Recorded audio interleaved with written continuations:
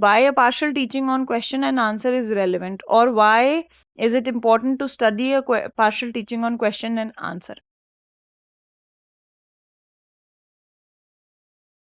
Whenever a person has some doubt or needs for some explanation, interpretation, or application, he or she frames a question.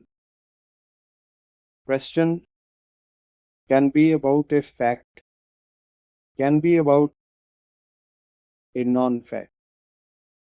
It could be personal, it could be general, it could be impersonal and non-generalized. So,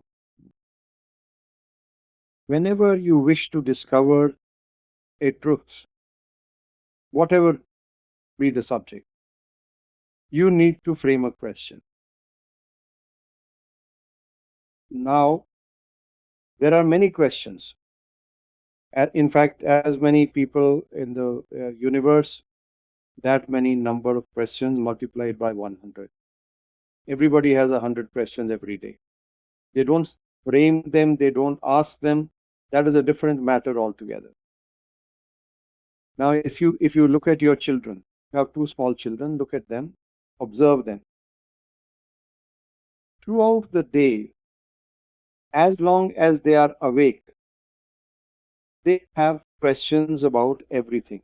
They may have repetitive questions on the same subject or the same topic or the same idea 10 times a day, 20 times a day, 30 times a day. In fact, parents get irritated with their children for asking so many questions or repeating the same question again and again, again and again. It is because the child or the young person wants to know, wants to understand. So he or she does not know how to frame a question which will bring out an answer from which he can understand something. Or maybe he or she doesn't have the relevant context to understand the question and its answer. So it is important that we bring together in one place a partial teaching on investigation. The murder takes place somewhere. Investigation has to start. What does it start? Who was killed?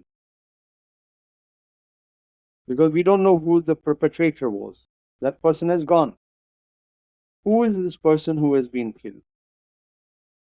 Where is this killing taken place? How was it done? At what time it was done? Was it some projectile weapons object? Was it some thundering object? Was it some crashing object? Was it a burn? Was it a poison? Was it a broad or a cut or whatever?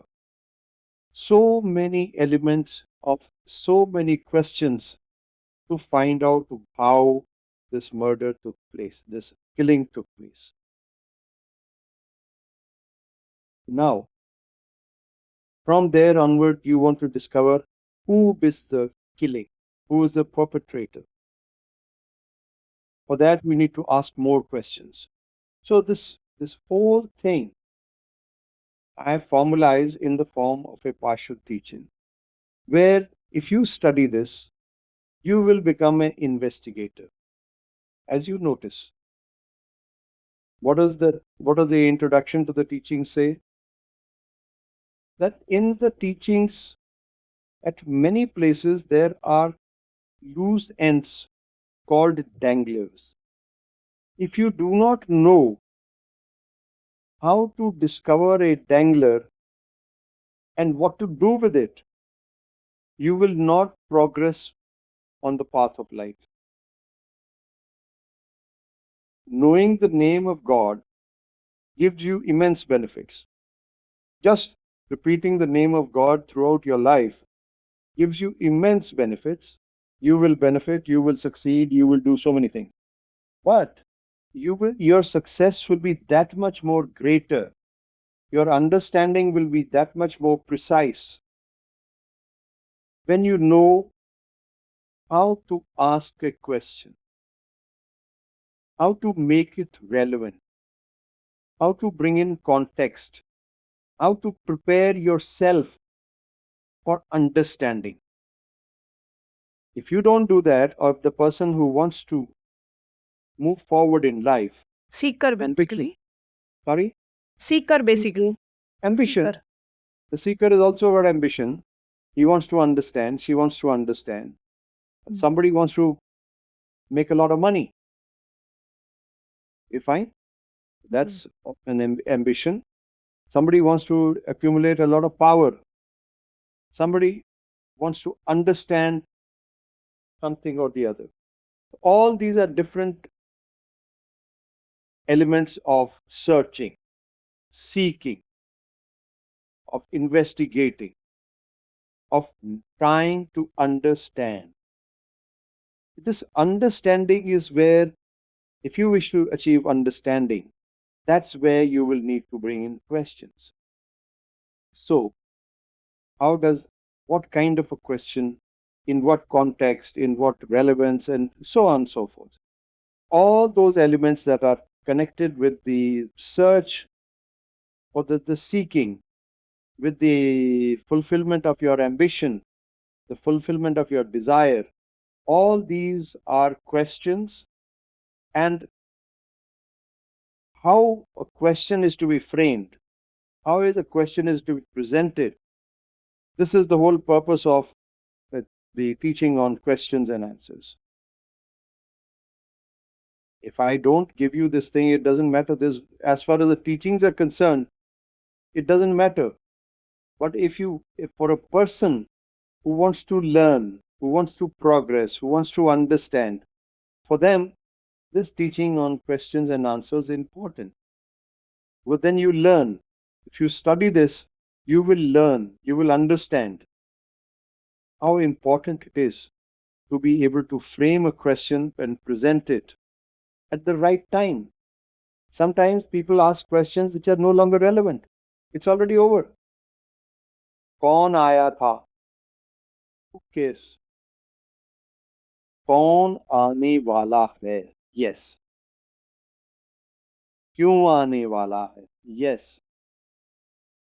क्या करेगा आकर? Yes. So, questions and answers is a supplemental partial teaching. It's not part of the teachings per se. It is a supplement, it's a complement, it's an addition. It's a bit of knowledge which will help you and anybody else. If you don't read it, it doesn't matter. If you don't study it, doesn't matter. If you don't understand it, doesn't matter. But if you study it and apply it, the more you apply, the more refined your questions will become. It meant when we study the regulation number 2, the teachings are interactive. The more you interact, and the more you will get Yes. from it. See, when the purpose of studying the teaching on questions and answers is to help you focus. When the requirement says it is interactive, it will immersive, and so on. And this question and answer will bring you into the focus. So, if a person study, Acha, that's a dangler. Two things are getting connected here, na? The regulation number 2 and the partial teaching on question and answer. The more you interact, and you interact by asking a lot of questions or posing a lot of questions. Exactly. See, this is the question answer wala teaching. It helps you to move forward on your search, on your khoj, on your seeking, on your understanding.